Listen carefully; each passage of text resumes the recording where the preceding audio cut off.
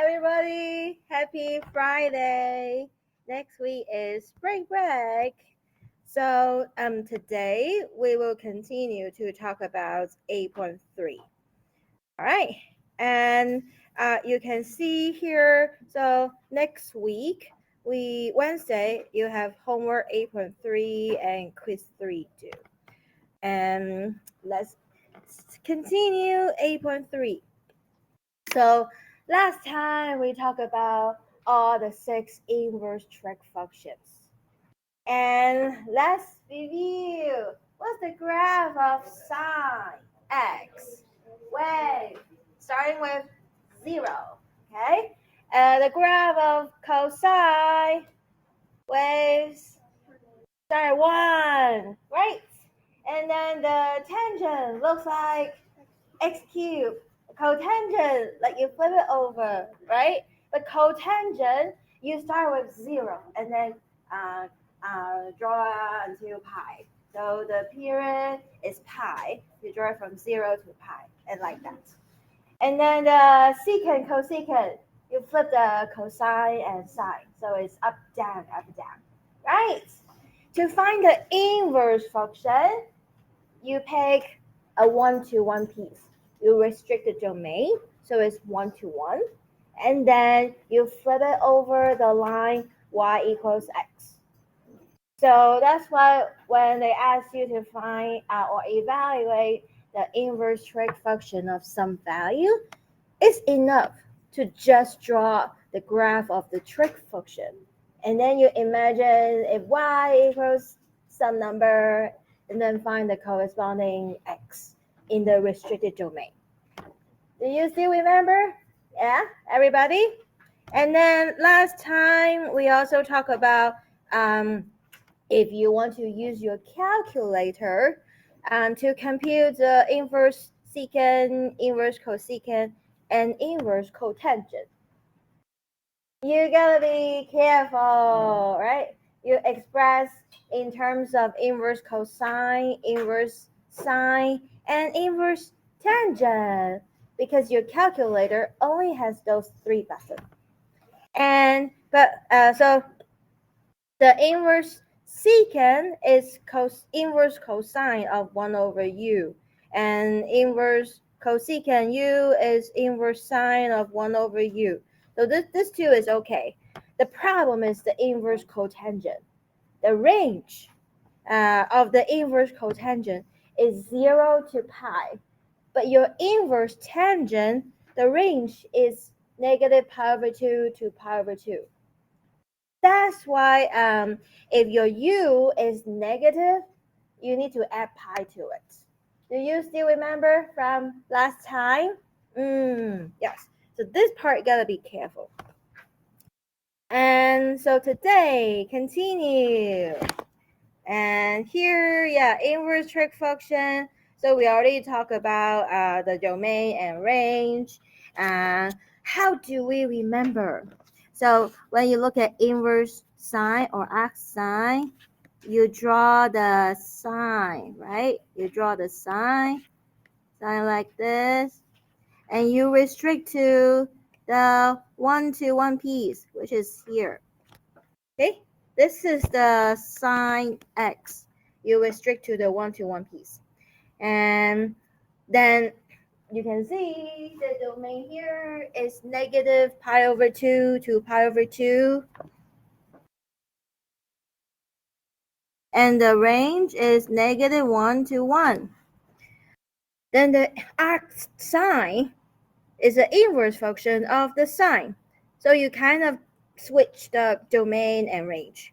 So the domain of the arc sine is minus 1 to 1, and the range is now negative pi over 2 to pi over 2. So that's why be familiar with the shape of the function, and then you can see it. At cosine, you draw the picture of cosine, and you restrict to the 1-to-1 piece. See, this is 0 to pi, and the range is minus 1 to 1. And inverse function, you switch the domain and range.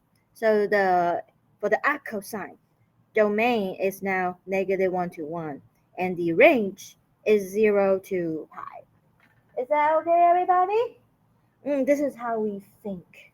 So if you miss some class, make sure you watch the recording and take notes. So you can print out the worksheets, blank worksheets, and then fill in the notes. And work on your homework. If you have questions, please come to see me. So this is cosine x. And then the tangent x, you draw the graph of tangent, right? And now this 1 to 1 piece is from minus pi over 2 to pi over 2. The inverse function, you switch the domain and range. So that's why for the tangent x, the domain is minus infinity to infinity, and the range is from minus pi over 2 to pi over 2. Is that okay, everybody? All right. So now we're talking about the compositions of a trig function and its inverse. So if you have sine of x sine x, this will be just x. If you have cosine of cosine x, it's also x. They kind of just cancel. And the tangent of tangent x is also x. Okay? But the following, if you do the inverse trig functions and then of this trig functions, here you gotta be careful because the range of the inverse trig function is restricted. See everybody? The range of the x sine is just between negative pi over 2 to pi over 2. Okay? So if your x lies outside of this range, you actually need to draw the picture. And then you find the corresponding x in that range. Is that okay, everybody? Let's look at some example for us to understand. So look at the following. Your answer must be in exact form, not a decimal, which means you cannot use your calculator. Okay? So you're supposed to draw the picture and show me all your work. So here is about sine and sine. So we draw the picture of the sine. And you want to draw it bigger. Okay? Draw it bigger. Okay. Let me make this. Yes, like that. Okay. So this is 0 and this is 2 pi. In the middle is pi, and then here is pi over 2. Here is 3 pi over 2. And this is negative pi and negative pi over 2. This is negative 1. This is 1. So this is the sine x. So far, so good, everybody? And the 1 to 1 piece we pick is negative pi over 2 to pi over 2. All right? And let's zoom in because here it has the common angle values. We gotta zoom in, right? So this is pi over 4, right? The middle of 0 and pi over 2 is pi over 4. And then you divide into 3 pieces. The smaller one is pi over 6. The bigger one is pi over 3. Is that okay, everybody? And because the sine is symmetric with respect to the origin, the negative part is actually symmetric, right? So you have the middle is negative pi over 4, and you cut it into 3 pieces. The number closer to the origin is what? Yeah, 6. Negative pi over 6. And then the one further away, yeah, negative pi over 3. you. Okay, so now let's see. Sine of negative pi over 4. Okay, so this is sine negative pi over 4. Remember our special angle value of pi over 4? That is, so there are 3 important values here, right? They are 1/2, and then that one is root 2 over 2, and this one is root 3 over 2. Everybody remember those special angle values? That's why it's so important. I asked you to sketch the graph.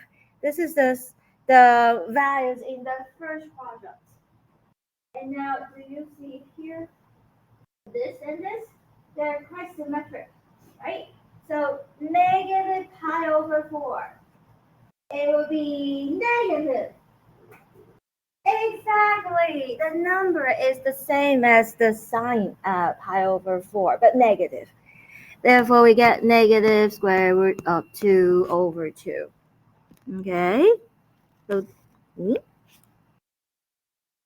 this is negative square root of 2 over 2. And arcsine. What does that mean? Arcsine of this number is, remember the x of the arcsine corresponds to the y of the sine x.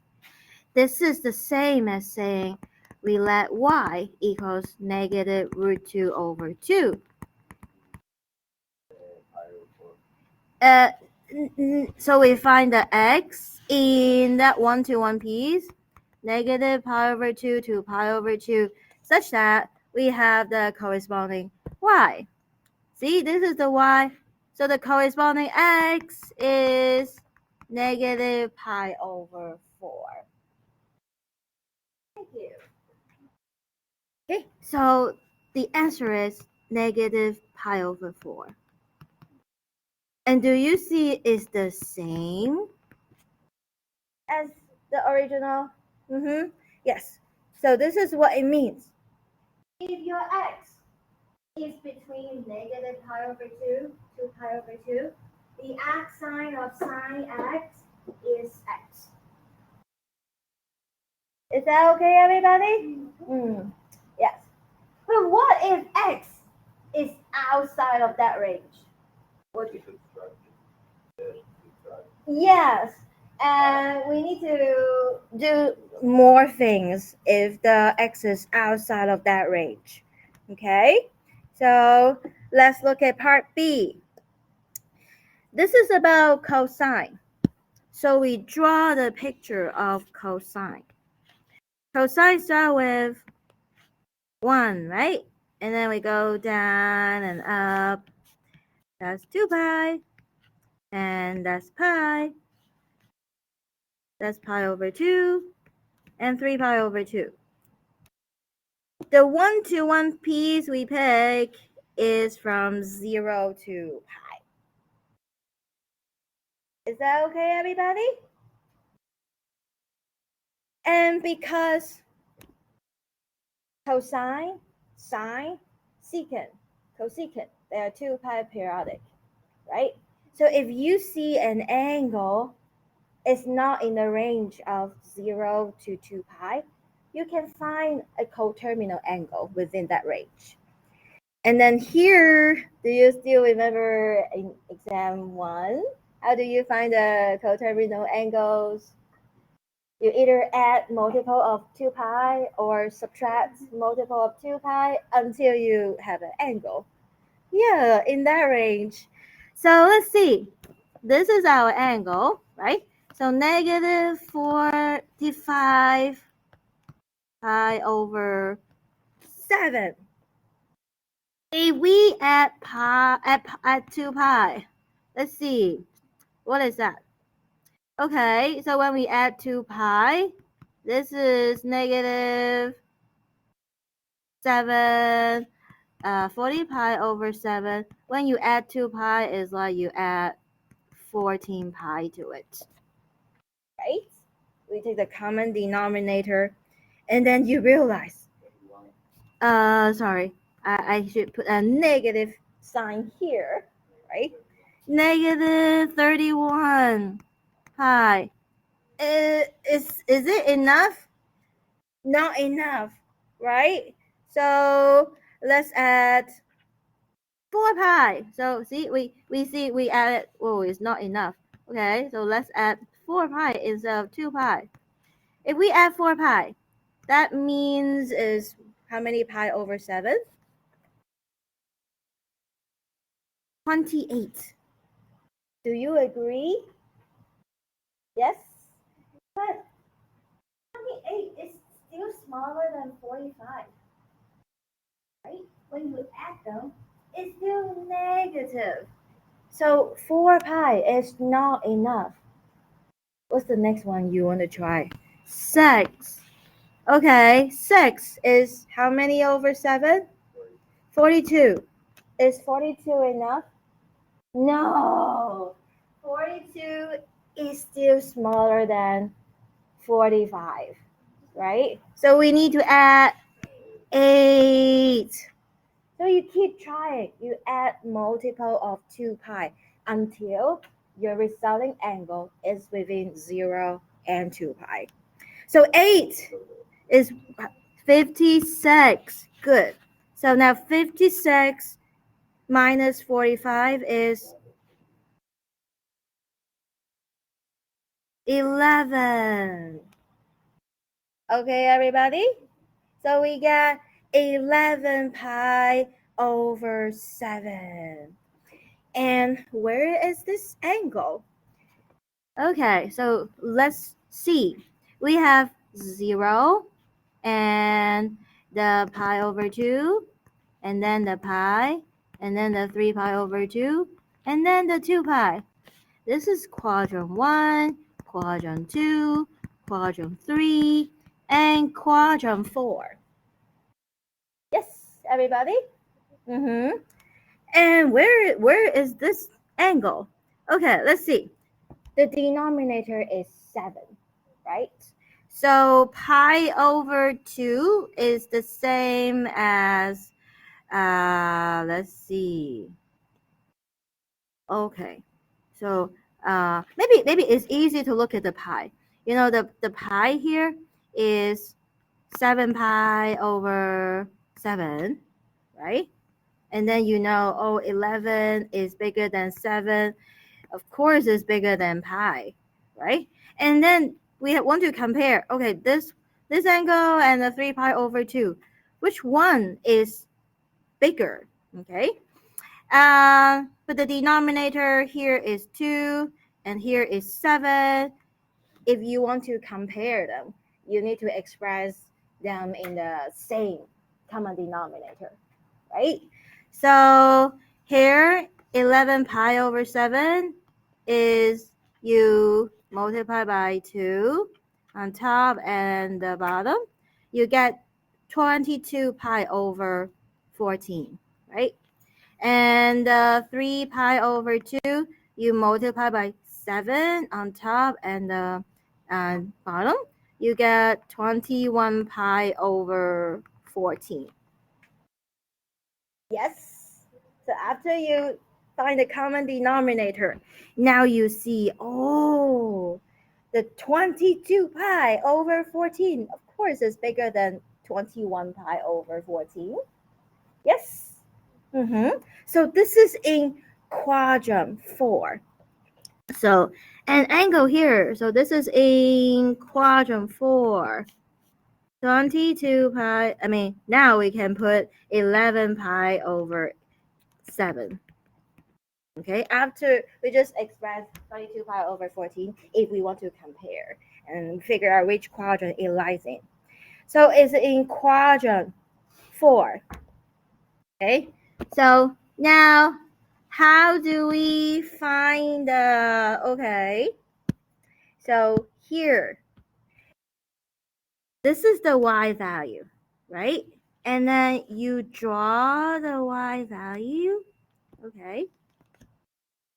So this 7, denominator is 7. So this is not any of the common angle we learned so far. Right, everybody? This is not any of the angle we learned so far. But it's okay. We can look at the y. This is the y value. And we draw a horizontal line. Do you see it intersect the curve in the first quadrant?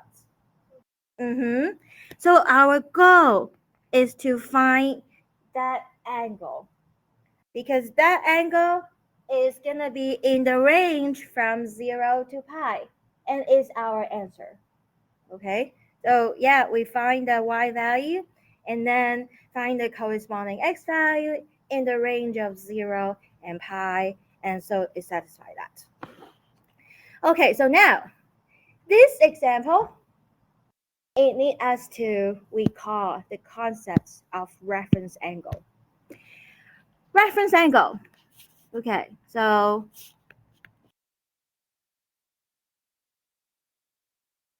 what is reference angle? Remember in the first quadrant, your reference angle is always the angle made with the terminal side and the x-axis. Right, everybody? Do you still remember reference angle? Yeah, the angle between the terminal side and the x-axis. So this is the reference angle. And if your angle is here, the reference angle is this guy, right? If your angle is in the third quadrant, your reference angle is this guy. And then here, quadrant 4, your reference angle is this. So this is in the xy plane, right? When you have a unit circle in mind. But in the graph, where is the reference angle? The reference angle will be here, okay? It's the difference between like 0 and the angle. And the second quadrant and the third quadrant is the difference between the pi. So this corresponding to pi.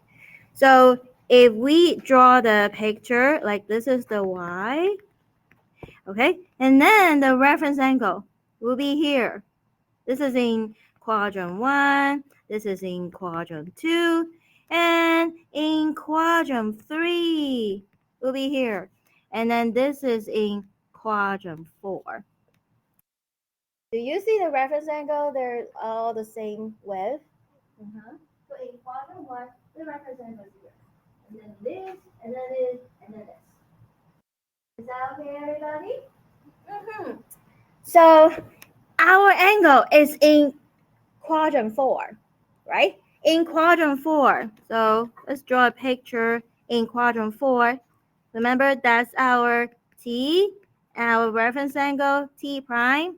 And we know t prime plus t is 2 pi. So to find the reference angle is 2 pi minus t. Is that okay, everybody? So it means this is our angle t, 11 pi over 7. And the reference angle is actually the difference between 2 pi and the 11 pi over 7. And this width is equal to this width. So from the picture, you can see our x is equals to 2 pi minus 11 pi over 7. And that is, common denominator is 7, 2 pi. We multiply by 7 on top and bottom. So that's 14 pi minus 11 pi, which is, yes, 3 pi over 7. This is how we use the reference angle and find the corresponding angle. Is that okay, everybody? So if I ask you more, where is this? What is this angle? Right? So you know the reference angle here is 3 pi over 7. If I ask you more, okay? If I ask you this angle will be pi minus the reference angle. Can you see that from the picture? that width, the same width, is the reference angle. This is pi minus the reference angle. Can everybody see the picture? How about this? This will be pi plus the reference angle. So draw the picture. And then there is relations between the unit circle and this graph. Okay? And you can see reference angle, the angle made with the x-axis. Where's x-axis? 0. Pi, right? And then 2 pi. So 0, pi, and 2 pi corresponds to the x-axis. Any questions about this problem? Yeah, I would say this might be the hardest example we have seen so far in this chapter.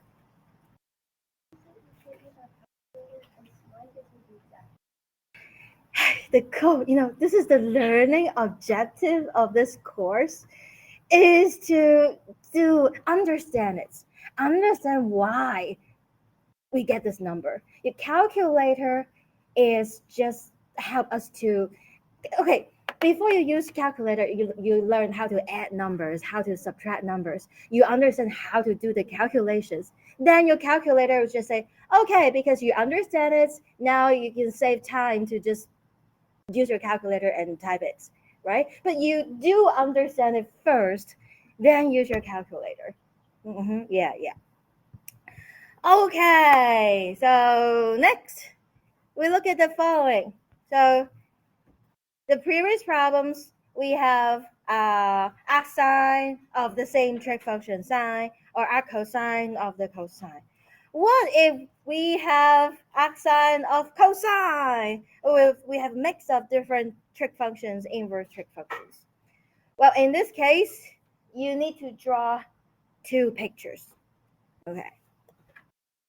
So yeah, true, if you have your calculator, you can type everything in your calculator.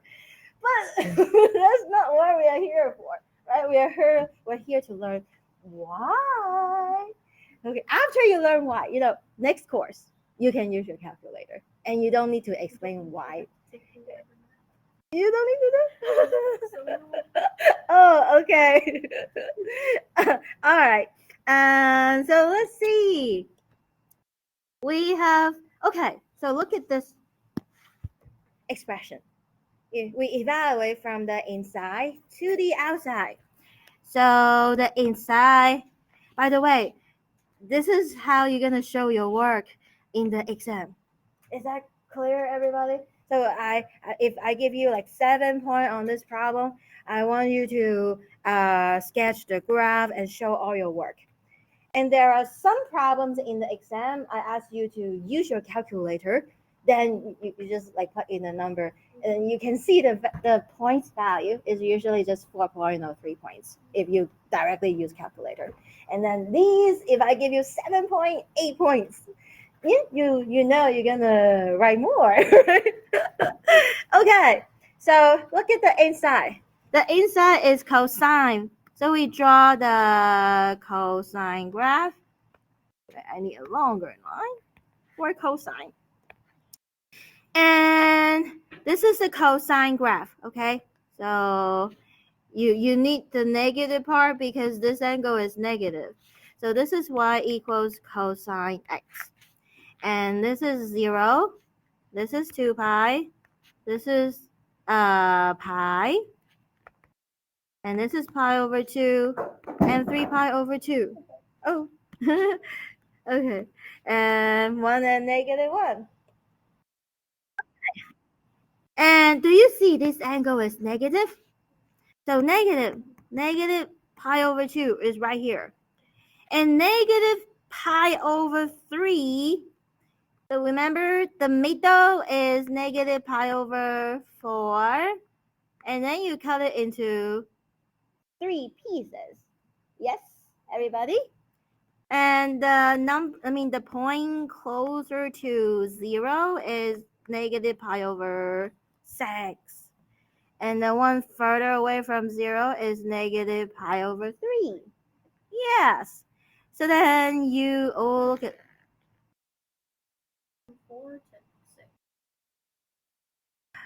our common angle values is, you're right, 2, 3, 4, and then 6. Why does this get pi? Because it's not, 90 degree. Oh, let me see. If you divide it by 5, what happened? 90, let's just say 90 degrees can be split into 2. And split into 3, be split into 6. Yeah, yes. Doesn't split very Yeah, easily it's into 5. right. This is 18. And do you remember like how we get the power of 4 and power of 3 and 6? It's like the triangles.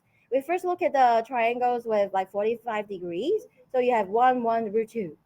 And then we look at the triangles with like 2, 1, and so all three angles are the same, right? And then you cut it into half. So this is 30 degree, this is 60 degree. So your ratio is 1, 2, and square root of 3. We start with those two shape of triangles. But pi over 5 is not one of them. So the number of the side might not be good.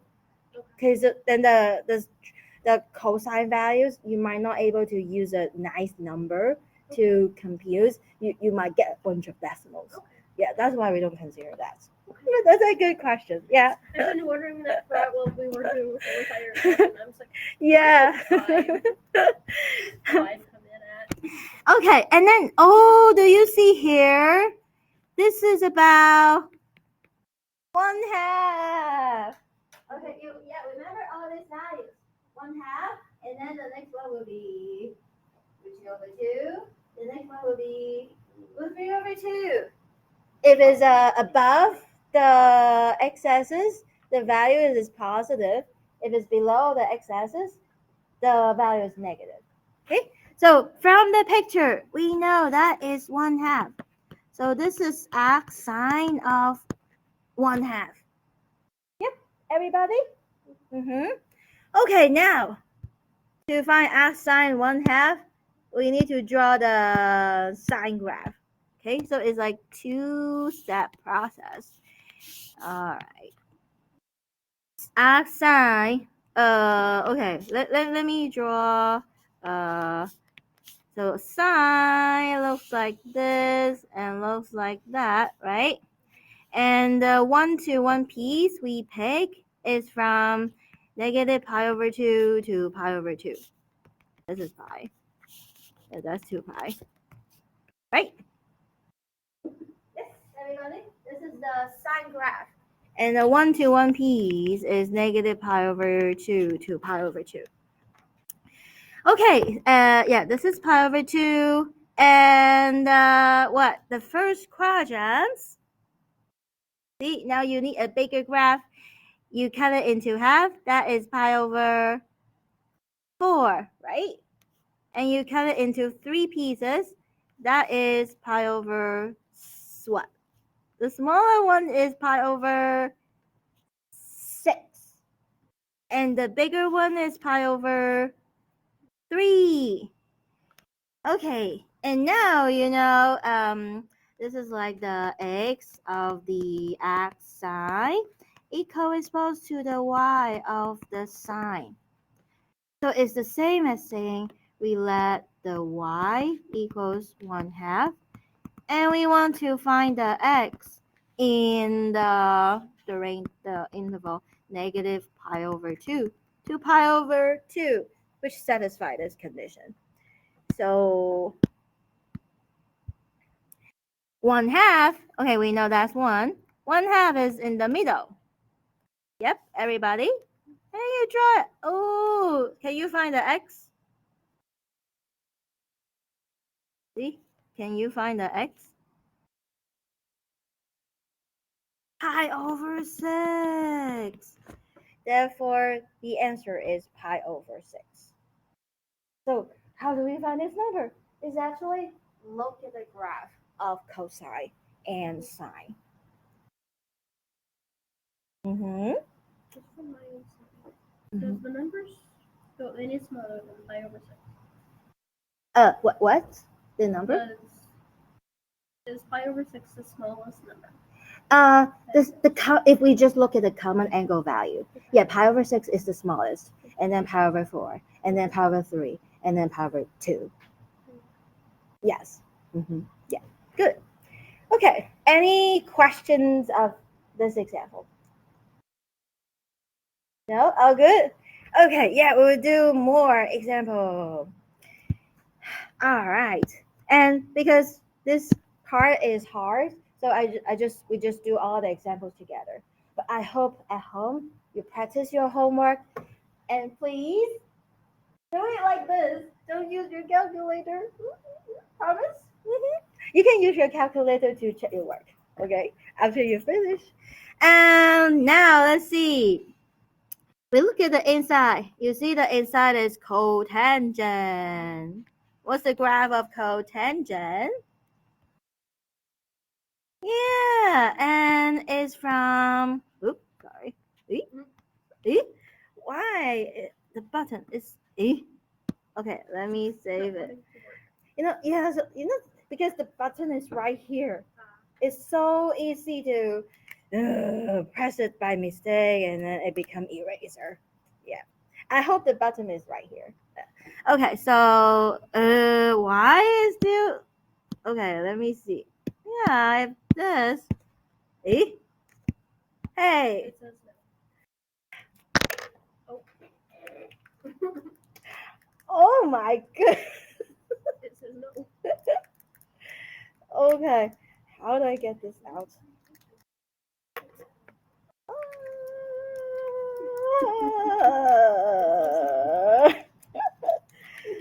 Okay, I didn't take this out.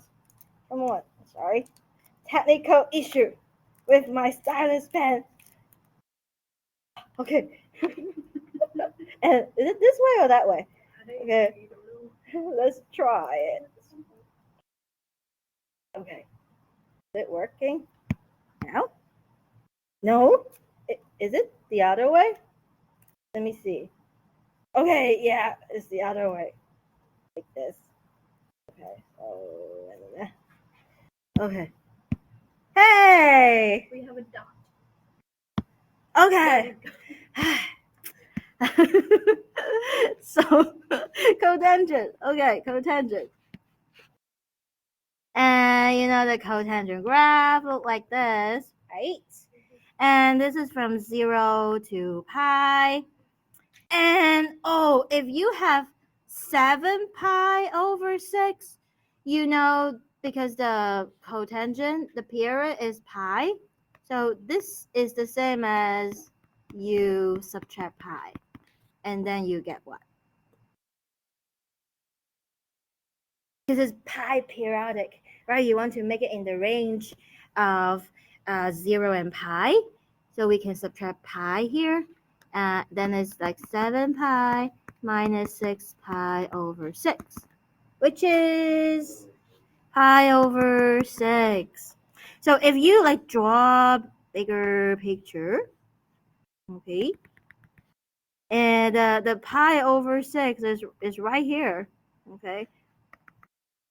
So you kind of want to subtract pi, so you can move it here in the first quadrant. Okay, so the middle one, and cut it into 3 pieces.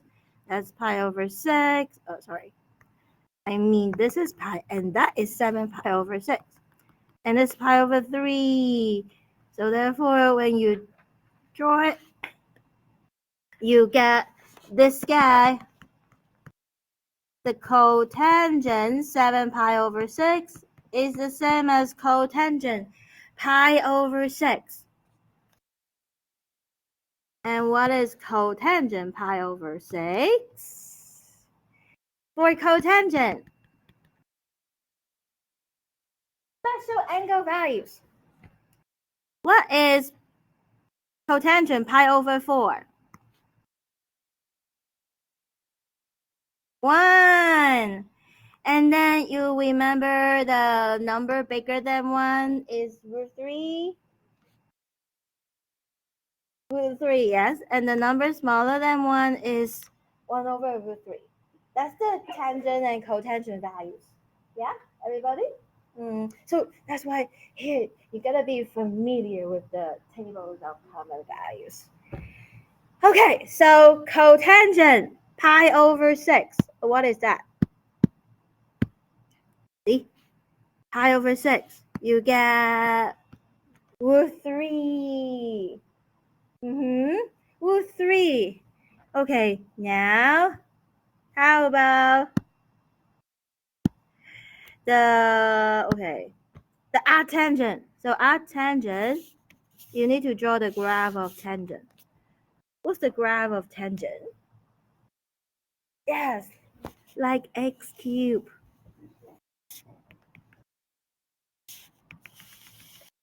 Okay, so this is x. And then here we get from 0 to pi over 2. Do you see root 3 is positive? So we just look at the first quadrant. So the middle is pi over 4.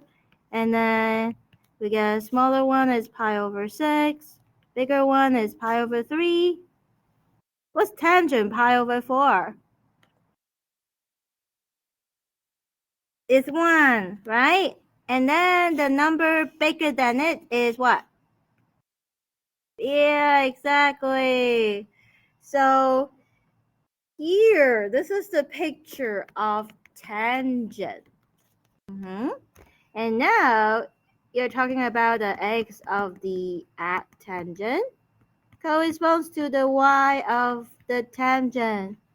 You're letting the y equals root 3 and you find the x. Okay, and your x is from, okay, the x is from in negative pi over 2 to pi over 2. And we get the x's root 3. See, the y is root 3. The corresponding x is pi over 3. So we get pi over 3. Is that okay, everybody? If you have the angle not in the range, you can add multiple of pi or subtract multiple of pi. But this is for tangent and cotangent. The period is pi. Other trig functions, the period is 2 pi. Okay? So after you restrict to that range, you can draw the picture and you can give the x value, find the y value, or set the y value and find the corresponding x values. Is that okay, everybody? So you can do the similar thing to all trig functions. So you have like different combination of trig functions. I can ask you, what's arcsecant of tangent something? Yeah. Okay. So all these problems is the inverse function, inverse trig function of a trig function. What if we switch the order? If we have trig function of the inverse trig functions, what do we do? Okay, let me tell you. If you have trig functions of an inverse trig function, this is much easier than the previous one. You don't need to draw a lot of crazy picture. You just need to draw a triangle. Okay, draw a triangle. And no matter what the trig functions or what the inverse trig functions, if you have trig functions of inverse trig functions, this method works for all of them. Okay, so this will be easier. You have a fixed method for apply for all the 6 trig functions and 6 inverse trig functions. Okay, so we draw a triangle. Okay, and that is theta. You know the inverse trig functions, the input is a ratio of the two sides of a triangle, and the output is an angle. So you can let theta be arc sine of 0.76. So now you see theta is arc sine 0.76. Is that okay, everybody? Mm-hmm. So what does that mean? Okay. Oh, sorry. This means the sine theta is equals to 0.76. Right there, inverse function. Yeah, your inputs become the outputs, and then your output becomes the input. Kind of switch the x and y. So this means sine of theta is 0.76. And 0.76 you can think of is like 0.76 over 1. Mm-hmm. And now look at the triangle, right triangle. What is sine in terms of opposite, adjacent, hypotenuse? Yeah, opposite over hypotenuse. In this case, your opposite is, yeah, so opposite is 0.76. Hypotenuse is 1. Is that okay, everybody? And we need to find the adjacent. Okay, so adjacent is now the square root of, yeah. Are you okay with the hypotenuse square minus the opposite square? Yeah, because the hypotenuse is the longest. And then the adjacent is the square root of the hypotenuse minus the opposite square. Okay, and now you can see hypotenuse is 1. And then minus opposite square. So 0.76 square. Okay, and I need your help. So here you need to use your calculator. What is square root of, what did you say? 1.5776. 1 minus that. 1 minus, not plus. 1 minus. Oh. Yeah. Mm-hmm. Give me 6 decimal places. It only has 4. Yeah, because this is not the final answer yet. I usually in the final answer, if you keep 4 decimal places, then your final answer won't be accurate up to 4.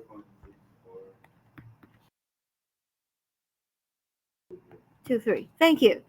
And so finally, what's called sine in terms of opposite, adjacent, hypotenuse?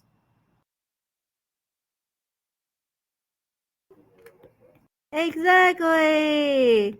And adjacent is this point 649,923. Oh, in this case, the hypotenuse is 1. So now we can round to 4 decimal places. So we can use 0.6499. Is that okay, everybody? So draw a triangle. Okay, and just depends on the trig function. Is like opposite over hypotenuse or opposite over adjacent. You can solve the problems. Any questions about this example? So yeah, we only have 1 minute left, so we will continue in the next class. Yeah, so today's lesson is not easy.